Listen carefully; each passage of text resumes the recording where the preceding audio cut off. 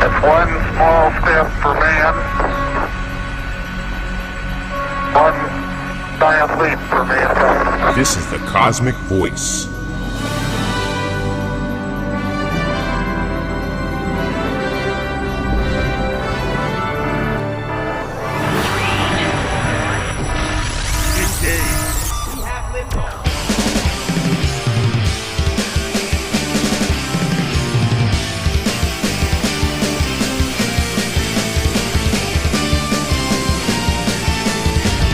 Cosmick Voice.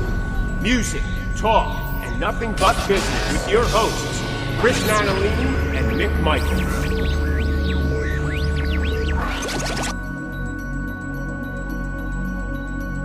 Hello, everyone, and welcome to the Cosmick Voice. This is Season 7, Episode 9. I am here with my co-host, Chris Natalini. What's going on, everybody? And I am Mick Michaels. Welcome back, everyone, to another show. Chris, welcome back. What's up, Mick? Welcome back to you, my friend. Thank you. I'm waiting for the Welcome Back Cotter theme to start. And I can't really put that in because there's copyright infringement, and then we'd have this block, and then people can't listen to our podcast in certain parts of the world or stuff like that. It's just craziness. It's just craziness the way these things have gotten. You can't say this, you can't play that, you can't use that. There used to be, just not too long ago, if you were doing something in the media or educational purposes, you could use a certain time frame of a song, of a video, of whatever, and not have to worry about this. Now, that's not the case anymore. You're seeing it quite often on YouTube and a lot of the channels that are using additional outside, third-party content, whether they're talking about a song or a video or an artist or something. A lot of times all you'll see is stills, and maybe the same still like 1,000 times in a 25-minute video, because no one wants to have a strike, copyright strike, or run the risk of not being monetized, or the episode or programming being pulled, or even worse, your channel being eliminated, because that's how fast it'll happen. And recourse of it on your end is nearly impossible. There are people that have succeeded and have had strikes lifted or bans appealed and stuff like that, but once that channel goes, that's, so everybody's on edge. I mean, you'll hear a lot of the content creators talking about it, and they have to validate it. Well, we're not playing the song, or we're not doing this, to avoid any possible copyright infringement or entanglement. That's what I mean. So you don't even know anymore what you can do and what you can't do. Case in point for myself, I use my own music for our podcasts, for our different versions of the show, stuff like that. I receive copyright infringement claims all the time against myself, man. And I have to appeal it. Some of it is because of the distribution that I use for the music other places, even on my own channels, on my own Facebook and Instagram, and I constantly am dealing with something, and I have to go back, and then I have to talk to the label, and I have to talk to the distributor, and it's like, well, how many times do I have to do this? I'm using all my stuff within my why wouldn't I use all my stuff within my content? That's how you keep the brand consistent across the platform or platforms, while at the same time you keep pushing it. And it's crazy. It really is crazy. Now, I was actually going to ask you this because I know you're doing the self-releasing, which is something that I actually want to get to. Like, I want to go that route. I just have contract obligations at this point, but that's where I'm headed, especially as this new model of mine is changing and evolving. I have all this in my head. But I'm assuming you're not dealing with that right now because you're having it on your Facebook page, you're streaming. I put my own video during the holidays up on Facebook. Within 24 hours, it had copyright infringement, it had this, it had that. I had to make 2 appeals, and it's crazy. It's just crazy. Are you dealing with any of that? I'm assuming no. Mick, I am not, and I don't know if it's because, like you had said, a little while ago about your, the distribution thing, like who's getting it out there, and there are all these avenues where we're just strictly one avenue where, we buy into this thing and it gets released digitally and the whole 9 yards. So I don't know if because of that, we'll call it program. I don't know if it's because of that program, if we haven't had any of that, like it's all kind of coming from one place, like us. It's not getting any distribution from anybody else. Like it's just coming from one avenue. That's the only thing I can think of. But to answer your question, no, we haven't had, knock on wood, we haven't had anything. And I know, and I've said this on the show, I think last season or season before, and I think you too, I think you guys being your band and a friend of mine's band, like both you guys put like a little reel or story using your music, using your own music. And that got taken down because of copyright infringement. And you and my buddy, my friend Ron from his band, he was like, this is my song. Like, it's my band. Like, you just took my stuff down and it's my band. Like, I'm advertising my band using my music and you took it down. But at the time, he's on a label. He's on a former label. So I don't know if maybe that has something to do with it because there was some distribution issues. But I think you did too, right? You had that issue, I think, once or twice. Oh, yeah, multiple times. Actually, last year, this was a issue with being on a large number of playlists. And I have no control over the people that own the playlist, what they do with it. And it's honestly, don't go solicit to be on playlist, even though that's part of a model, a PR model. I don't do any of that. Somebody wants it or asks for it, well, yeah, I'll put it on there. I'm not paying to be on it. I'm not interested in that. But there are plenty of places out there that will, if they like your music. Radio stations create their own playlist. Distribution labels create their own playlist. Fans and listeners create their own playlist. Artists create their, so on and so forth. But someone had done something against, I guess, the standards of Spotify, and my song was taken down. It was eliminated. I had no recourse. I couldn't even appeal it. Thankfully, the label did as much as they could. We did get the song back, but we had lost some time with it. What I think possibly helped us as a part of the appeal process is the song actually charted on the indie charts. And when I reached out to the label, I says, hey, listen, don't you think maybe it's a good idea that we do all we can to get it back up on streaming, especially now that the song is charting? Like, you would want to send people somewhere so that So unfortunately, well past the season, because it was a holiday release, well past the season, the song did come back.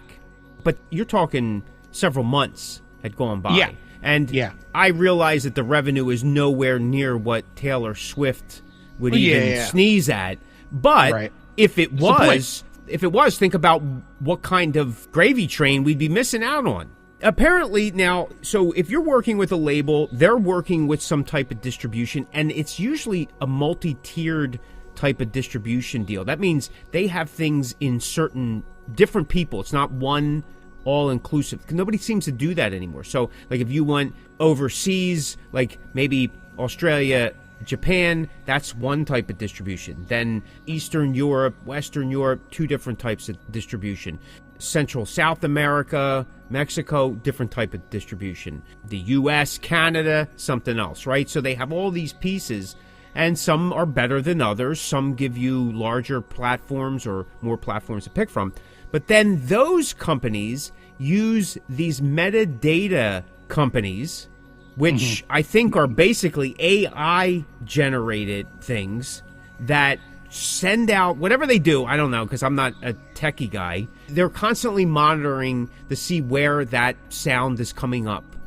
And then they report back. Like, so as soon as I put it up on Facebook, this Meta, whatever, believe something or other, they picked up on it. They sent something to Facebook. Facebook shuts it down. So you could send it yourself. And I know we started talking about this a little bit, about AI and the copyright and stuff like that. You could do it to yourself. You could send something and say, hey, this band is using copyright material. And it's you calling yourself out. And you and Facebook won't even research it. They'll just immediately put up a notice to you. Yep. Yeah. So that's what's happening. Now it's in the artists or bands or the creators' corner to do something about it. To them, they just covered their end. Okay, we just pulled it, or we did this, or we did that. Now it's up to you to try to fix it. And that's like, how often have you talked to a real person at Facebook? Never. Never. I don't think I've I mean, I've tried to do some stuff, but after multiple, I have, sooner or later, never talked to anybody on the phone, but I have messaged back and forth to what I assume was a real person, but it did start out as an automated thing. And you got to go through this and that and the other thing. it's a bit discouraging at times. You're like, man, so why should I bother? You have to weigh that out. Why should I bother? Because I'm not going to be able to do this, or I'm not going to be able to do that. And as you and I talked about in private, and we'll talk about the show, when we first started the show, and on the platform that we started, the foundation of the show, right out of the gate, day one, we could have done advertising. You and I chose not to do that because we didn't want that to be a focus. We wanted this to be purely organic, purely grassroots, and if we started focusing on that right from the beginning, at least this is what I think we felt, is that we were taken away from the type of content that we wanted to do, that we didn't want to be under someone's thumb to say, hey, listen, if we're supporting this in some way, this is what you need to do, and we didn't want to do any of that. We did consider that, hey, maybe down the line, so on and so forth. Well, these platforms that we started on have changed, were sold, bought out, and have changed several times, that now, unfortunately, advertising isn't something that we can do for quite a while because, I mean, let's be honest. I mean, our show does okay, it does well, but it doesn't do well enough in the standard that this new platform wants these shows. I mean, I might as well be Joe Rogan. We just changed the name of, Joe Rogan's The Cosmick Voice, and then it makes sense, right? Then okay. But it's probably not going to happen, and it's just something then, why even bother? You've made it almost impossible, especially the way we do our show, because again, like we talked about this earlier in the season, we're not doing this just to fill in content. We're just not throwing stuff out there. We do short seasons, only about anywhere from 22 to 25 episodes, and then we have months off because we're doing other things. We're actually working indie artists. We're recording and we're playing out and we're touring and we're doing all this other stuff. We have multiple projects going on. So this isn't something we can do all the time. So we're limiting the amount of hours we're putting out, content that we're putting out, shows that we're putting out. So we're never going to meet that criteria that this platform is expecting shows to make. And I'm okay with that. Because in reality, if I really want to sell advertising space, I'll just do it within the show. I don't need to bring in, and all of a sudden we're starting to talk about, I'm not even sure, magic markers or something like that. But I'm exhausted just talking about it right now. I mean, I'm done. I mean, maybe the show's over. Good night. I've run out of soda and everything now. I'm so worked up. It's funny, and you had said this a couple episodes ago, and I can't stop thinking about it, that, speaking about copyright, stuff like that, like in streaming songs, when you use songs for Facebook or social media, whatever, there's nobody to tell you how many times that's been streamed. Like, I don't understand that at all. That part just is crazy. A lot of times, and we talked about this, you and I, a lot of times if I'm doing posting, like Facebook, Instagram, whatever, they have the option now that you can add some kind of music or voiceover or something. Yeah. So, and it's what? It could be 10 seconds or whatever, 7 seconds, 10 seconds. I don't know, whatever it is. So I use the music that I'm either my current single or something apropos to what I'm promoting. So I use my material. Or for this show, I use Hereafter's material. Yeah. Well, based on those numbers, when you look back and see how many times it was played or whatever, within that, when you do it on Facebook, Facebook makes it a video. They consider it a video. So even if it just has some kind of movement but no audio, it's still a video. But I go back over the numbers and I look at it like, wow, these songs are, if I did a daily one, and again, I understand that these aren't Metallica, Taylor Swift numbers, but I'm just giving some, 300, 500 views in a day for a little podcast like us, or, an indie band. Well, that's, to me, they're great numbers. That means somebody's checking it out. Because if somebody goes, well, what is that? That's, that's nothing. Well, let me ask you this. If you had 500 people at a show, let's scratch that. If you had 200, no, let me scratch that. If you had 100, how about if you had 50 people at a show? Well, that's pretty exciting. Most of the venues you go to anymore don't even hold 50 people comfortably. Yeah. Think about that. In my opinion, I always looked at it as like, hey, this is a mini little show that somebody's listening to my music and I put some little video on there of something. I don't know. It could be an image that moves around. But you start adding those numbers up, Well, that's not so bad, is it? But No. here's the kicker of it all. The kicker, Chris. They don't count anywhere. No. Though I've asked about it, I've asked several people, distribution people, label people, some other people that are supposed to know a lot, because I know nothing, and they don't know. Nobody knows. So is that a loophole in the whole streaming abyss craziness? That these songs that I guess they're linked to Spotify or some other streaming type of thing, they're made available, because I don't have to put my song on. Early on in the Cosmick Voice, we were using Ace Frehley's Rocket Ride. Yeah. Right? Yeah, So, yeah. Are you telling me that Ace Frehley is not getting paid for Mick and Chris to use Rocket Ride for the Cosmick Voice? Now, that may just get us into trouble right there, but the point is, I can't believe that. So It's amazing to me. Why don't I have that opportunity? Why don't you have that opportunity?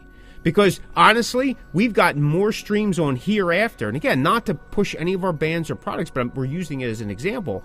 We've gotten more streams that way through use on promo material on both Facebook and Instagram, because that's all we use, than we have on Spotify and some of the other platforms that we use. Because it's directly there. It's right there. Nobody has to search for it. It's at their fingertips. Because, with Facebook and Instagram, those videos are automatically playing. I love. It's amazing, bro. It is so frustrating to me. And I never thought about it before until you said it a couple episodes ago. And ever since you said it, like, it's just always on my mind. Like, every time I'm posting something and using one of my songs, I go, I can't believe we don't know this. Like, I can't believe we can't figure this out. It's amazing. It is amazing. It is. But we can figure out how not to pay bands. That can be figured out. That's already been figured out. But everything, I don't know. Yeah. It's just crazy. It's Russ the Boss. Johnny D from Britney Fox. This is Stephen Pearson from Rat, the Rat Bastard. You're listening to the Cosmick Voice. So with that said, we'll go into the topic for tonight. We may have already started it. And we may actually reference back to some of this stuff. But the episode tonight, what we're focusing on is, does Facebook and other social media still work? Can a band survive without it? Does Facebook or social media in general work for promoting bands?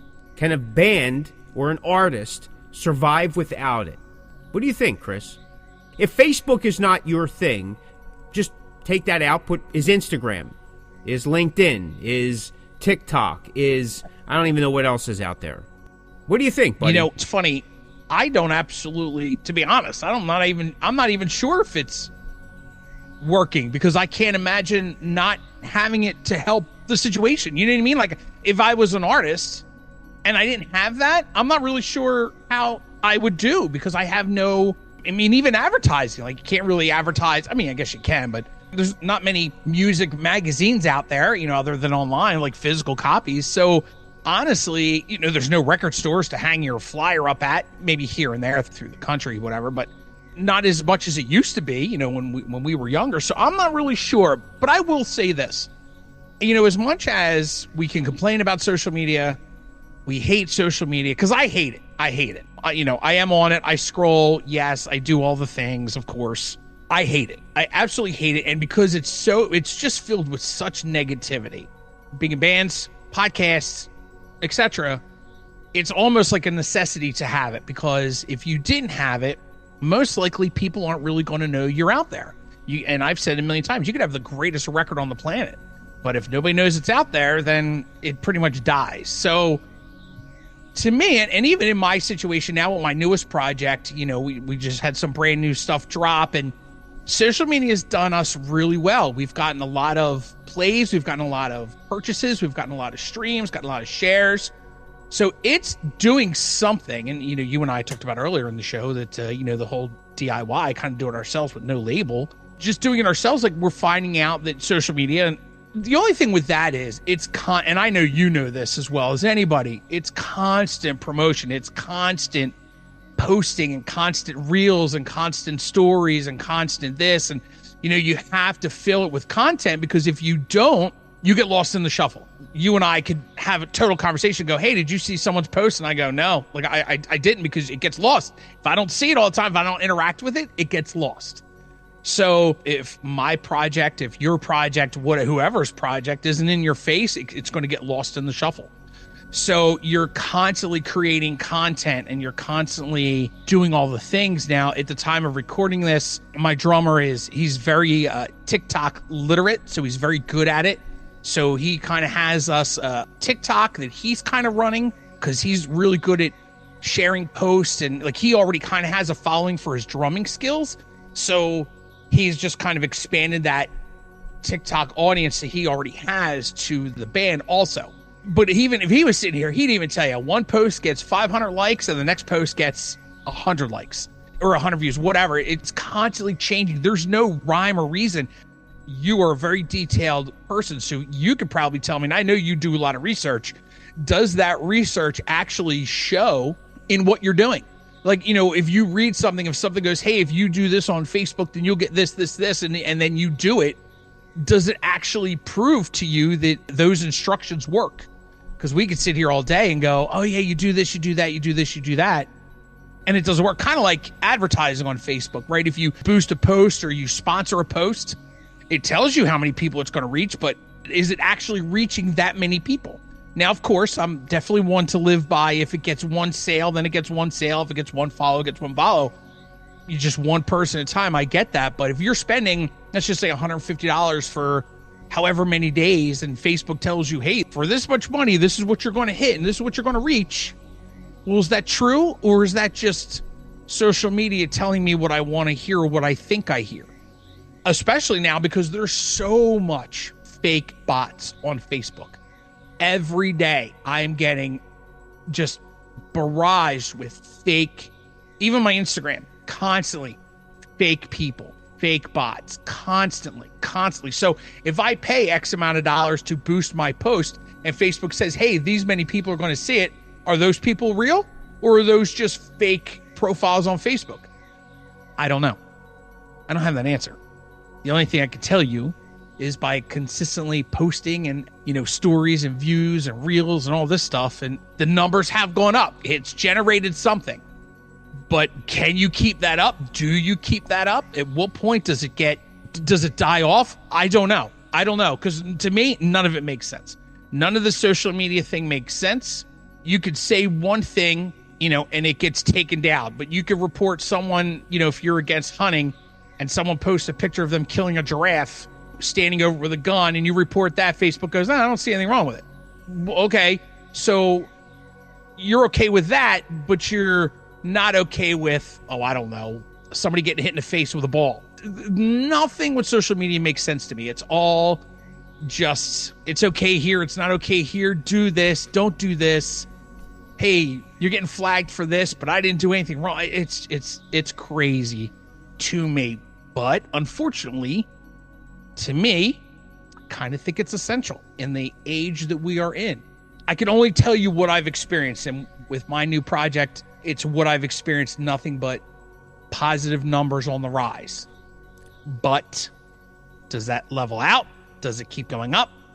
Is it because it's new? You're like, I don't know. Do I think it's good to have? Yeah, I think it is good to have. But there's so much stuff that you'll get lost in the shuffle if you're not on top of things. Well, here's the thing. I'm just going to throw some stuff out there. Here's the thing. Go ahead. When you start at zero, anything greater than zero is on the rise. True. Yeah, okay? true. Yeah. And there is a level of newness that does carry some weight for a certain amount of time. What that time frame is, I don't know. It's different for everybody. I have seen pages that we have max out at what I would consider a low number given the years and the content. Right. Quickly. I've seen other pages go up higher, and it all depends. It's an algorithm to some degree. The argument would be, well, then your content isn't that good. It's not that engaging. You may be right, and you may be wrong. A lot of that's subjective. But if it's limited in who sees it, well, then it doesn't matter. I could have the best band at my party, but if nobody was invited, they'll never know, will they? it's kind of that thing too. So I'm not taking away from your statements because that's not the case in terms of the quality of the content or anything. But there is going to be an upshot, and that upshot does stop or starts to decline, slow down after some. That's normal, right? That's the normal thing with anything. Yeah. It's like when you start something, some new activity, and you right out of the gate you have some luck with it. And like, oh, I can get this, I have this, and then all of a sudden you hit the wall as it gets more challenging, or as you get more involved, or you get injured, or, something like that. So now you have some obstacles you got to overcome, and your choice is, do I keep going? Because then the gains will get smaller. One of the beliefs to mastery, and I know this may not sound like it pertains here, but the thing is there's a learning process that we all go through. And a lot of people think that learning is this diagonal upward the entire time. And that's not what it is. It's peaks and valleys, ups and downs, and a lot of staying at a certain level for a while, and then a small upshot, and then you're at that level for a while again. You may even dip down a little bit, and then you peak up again, and so on and so forth. That's what happens over time with a lot of indie in the trench bands. If what you're saying they do and stay consistent. That is one of the hardest things. One of my questions is, though, does Facebook bring people into shows? Venues use it all the time. Bands use it all the time. Does it bring in the numbers to the shows? I'm going to go on record and say most of the time it doesn't for your local or regional shows. Does it make people aware of bigger name acts coming in? Well, sure. Those bigger name acts are also advertising on other platforms, including their website. And by definition of bigger name acts, they already have some level of recognition, awareness, and following. Right. Put a pin in that real quick, because I want to ask you a quick question. So we'll go back to that. Right. Just put a pin in that. So if Facebook is telling me that I'm going to see the post that I am constantly in contact with, or I'm constantly liking, or whatever. So my feed is filled with people or things or groups or whatever that I interact with on a daily basis, right? Yep. So if everybody is seeing that interaction, if my band is posting and the only people that see it are the people that interact on a regular basis, where do I go from here? Right? Like, that's my question. So if I post every day from my band and everybody that sees it is the same people that interact with it, and God bless them, I'm not saying anything out of that. But if my feed, the interactions are being done to that post, or the people that interact with me the most, or see it most frequently, or share it, or whatever. Which is under 5% for most of us. Right. So then where do we go from here? How do we get to that next level where we get it out there to people that don't see us? Well, it wasn't always like this. In the earlier 100%, stages I know that. of right. the platform, it went out to people that seen it. And of course, the more you engage with a certain page or a certain user or whatever, the more you'll see of that person. So as you're out there. But what's happened is Facebook, as well as a lot of the other platforms, realize that they have a captivated audience, just like a TV or a radio, and they can sell. They can sell. So they've been pushing, as their algorithms change, they've been pushing for people to boost posts. So if you want that next level, it's about spending the money and pushing posts that way. I'm going to read some stuff. I just did some random research. Somebody off of Reddit, they said, one of the things was, a few years ago, their band would spend like about $15 to pay for an ad for a video, and they would get a decent response from it.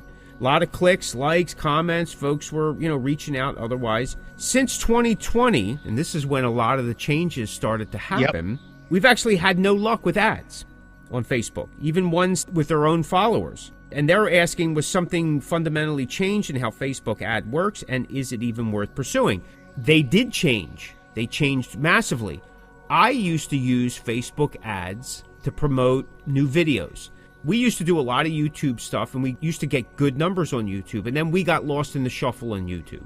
So we started uploading our videos to Facebook, and we were finding that we were getting, because Facebook would play the video, and it was all in-house, right? Because at the time, we started using Facebook more and more. People didn't have to leave the platform. They could watch it right there. We figured, okay, this is how we can keep people engaged. That's what we were doing. Our numbers for those videos were doing real well as our numbers went down in YouTube. So we would still post on YouTube, but we wouldn't do anything about it because we were watching numbers drop. Then we started to use them and boost them. And we used to do real cheap boosts. And we would get thousands and thousands of views. You know, we'd pick where we want and stuff like that.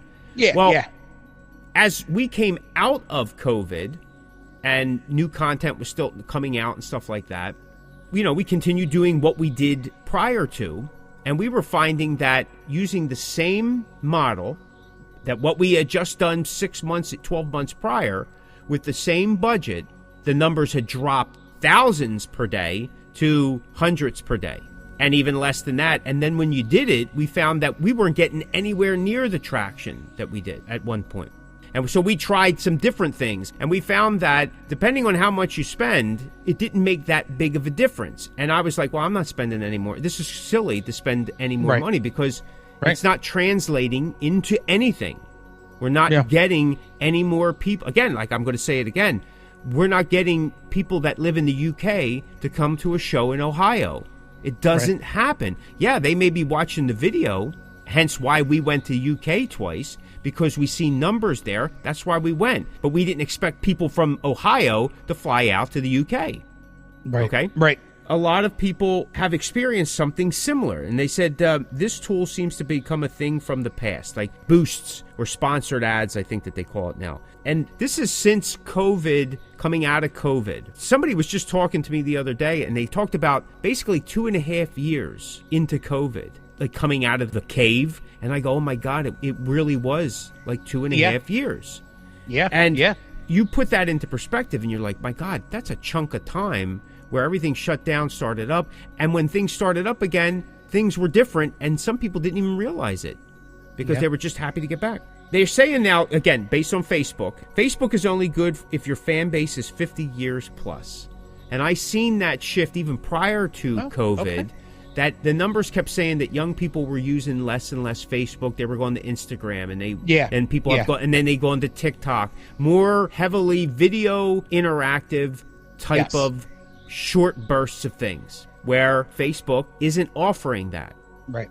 It really does become, the bigger your budget, the more Facebook will insert your ads in different places. And when I say the bigger the budget, I'm not talking about $500. I'm not talking about $1,000. I'm talking about you're going into the thousands, and some companies maybe tens and thousands.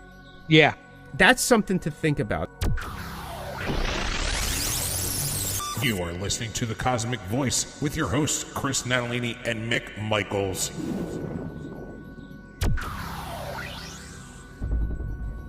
I mean, again, my question goes back to, okay, you're seeing an uptick. I've seen upticks, but I've talked about it on the show. I've been kind of stuck in follower-like limbo for a couple of years now. I haven't broken a certain plane. Like, it was skyrocketing for the longest time, and then it just kind of peaked out. Now, again, the argument would go, well, your band sucks. Well, you may be right. My band maybe does suck. I don't know. I just haven't gotten to that point where I'm fully accepting it yet. Do I get new fans? Yeah, I get new followers because my page was switched over from a like page to a follow page a few years ago. I had no control over that. Facebook made that change. Hey, good morning, Mick. Your page is now, okay. Page is different. Page is different. Get used to it. They can like you, but not follow you. It's just a matter of how they're engaging. So that's why all of a sudden you'll see that at top fans, at everyone, at followers. But here's the funny thing. Not all posts can carry at followers. That's why then you started seeing content creators put in the chat box at the bottom, the posting, so that people interact. They'll put at followers there. Because there you can do it, but you may not be able to do it in the posts. Some posts you can, some posts you can't.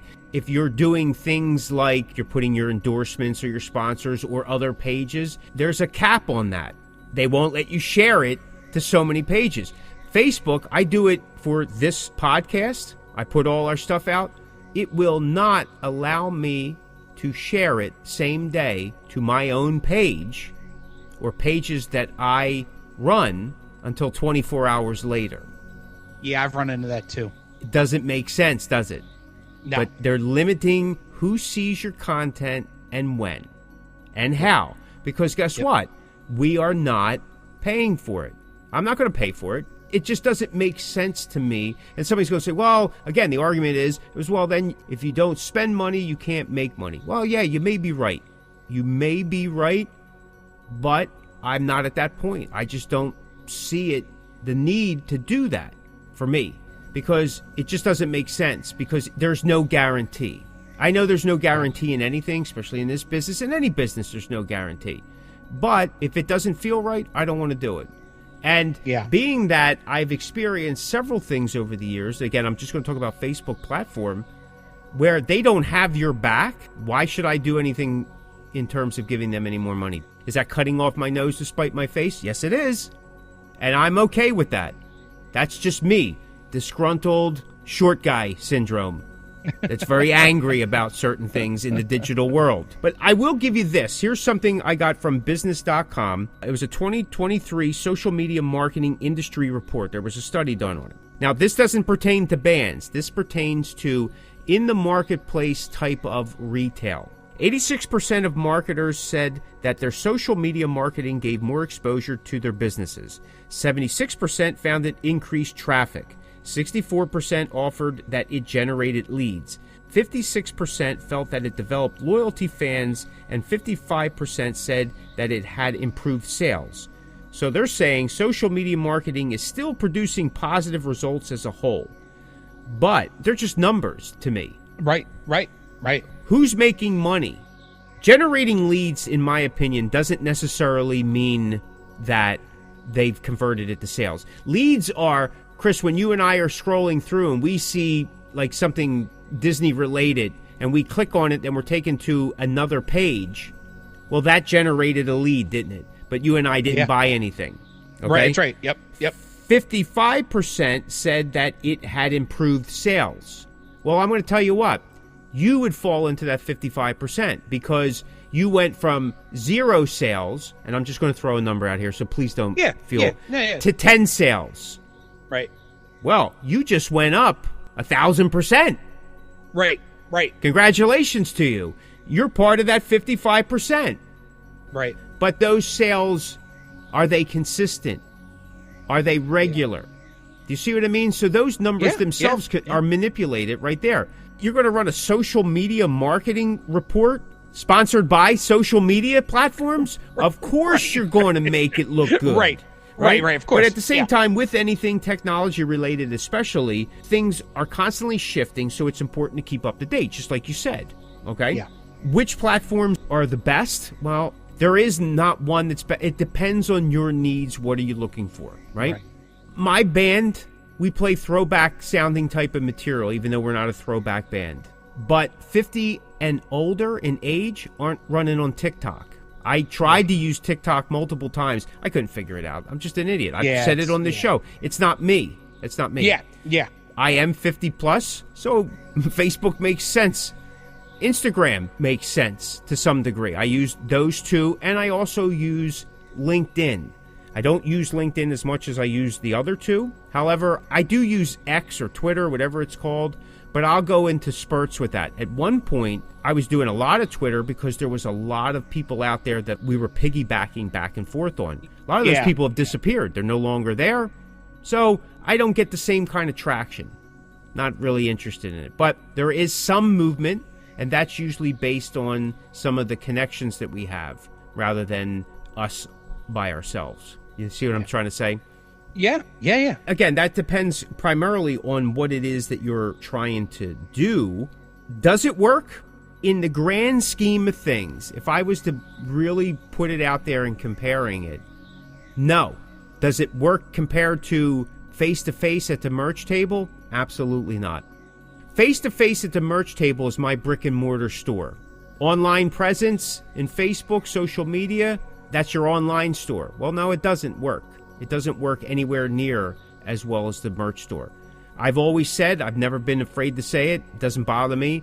I don't do a lot of online sales, especially on my website. It's there, but statistics show now that people don't go to websites anymore. They just don't go to websites. Younger people just don't bother going to websites.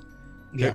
Some people feel that don't invest super amounts of money into a website. And I don't. I keep it relatively simple. It's an easy jump-off point if that's what you want. You know, I try to keep it as up-to-date as I possibly can, like especially for events or whatever. Believe it or not, I've had my own band members use it for events. I've used it as I can't remember certain things, so I quickly go on. And so maybe it's done more for me than anything. But it's out there this way. Yeah. Because at the end of the day, if Facebook shuts down, just like MySpace did, or X shuts down, or Instagram, well, then what happens with everything? That's the problem. We've talked about that in several episodes. But at the end of the day, if you're paying for your domain name, that's yours. So I like to keep that at least to a certain point. But again, I'm going to go back to, does all those events that we post, does it bring more people in? I don't think so. I really don't think so. Not for a lot of indie in the trench bands. I don't feel that's the case. I don't disagree with you, but I think that our genres, I think more of the hard rock heavy metal community, I think that Facebook, Instagram events or posts, whatever, I think they do bring people to shows outside of your nationals, your bigger acts. Because our genres, you and I, our genres are pretty social media, I guess we'll say friendly. I know you and I have another topic this season where it's going to get into what the subject is, but it has something to do with disgruntled or whatever. But I think our genres, I think, are a little more Facebook, Instagram user friendly in terms of finding out what's going on, shows being posted and promoted. But that's just my opinion. I don't necessarily disagree with you. I just think it's a different. This is one of those cases where our genres, you and I think our genres kind of are different than a lot of your indie other artists that are out there playing other forms of music. I would agree. And I'm not saying that it doesn't bring in people. That's not what I'm saying. What I'm saying is it doesn't bring in the numbers that people think that it would. No. So it's not a catch-all. It's not a lifesaver. It's not a lifeboat that many venues expect bands to use, because I've had venue owners say, well, you create an event, you got to invite all these people. And again, if you have 5,000, I think 5,000 is the limit of friends that you can have per, I think right? so, yeah. So if you have 4,500, now you're probably more lucky than me. Say I have 4,500, maybe 100 of those people I know tried and true at some point in my life that I have actually been in a room with, had physical interaction with, speaking, handshake, pat on the back, hug, kiss, whatever.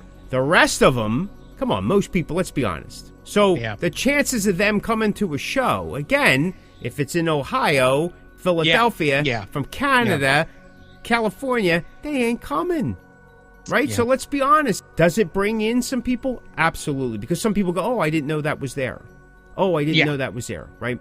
Yeah. You're still fighting the trend that a certain age group, demographic, doesn't go out of the house. They don't leave. They'd rather stay home. It's cheaper. Right? And then you have another age demographic that has nothing to do with you. They're not interested. And our particular genre right now, where you and I are at, I mean, 35 years and under fans, they're far and few between. It doesn't mean that they don't exist. Yeah. And then it doesn't mean that they're not there. It's not completely non-existent, but it's almost non-existent. And the thing is this is why I'm going to go back to, it is important for indie in the trench bands, especially our type of bands, well, any band, actually, to be honest with you, any band, it doesn't matter.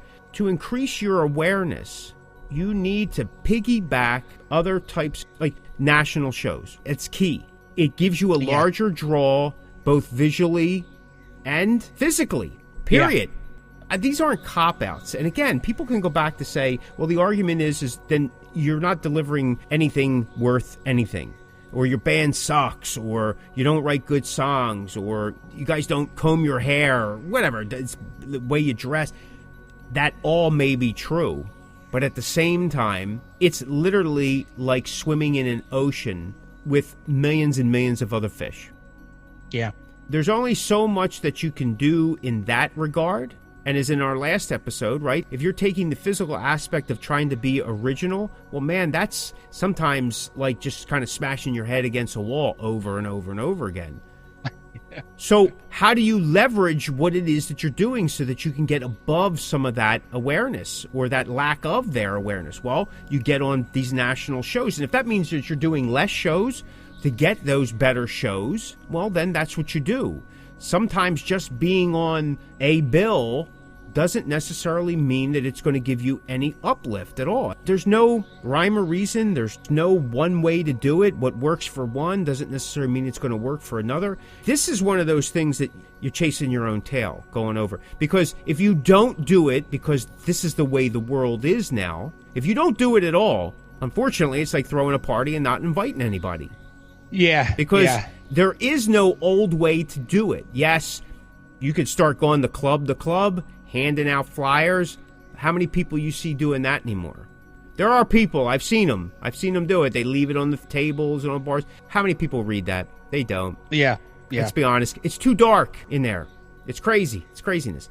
You go around, you start talking to people, socializing people. Well, listen, now you're hitting the pavement. You're paying to go to clubs and you're using your gas, maybe tolls, got to get something to eat, this, that, and the other thing.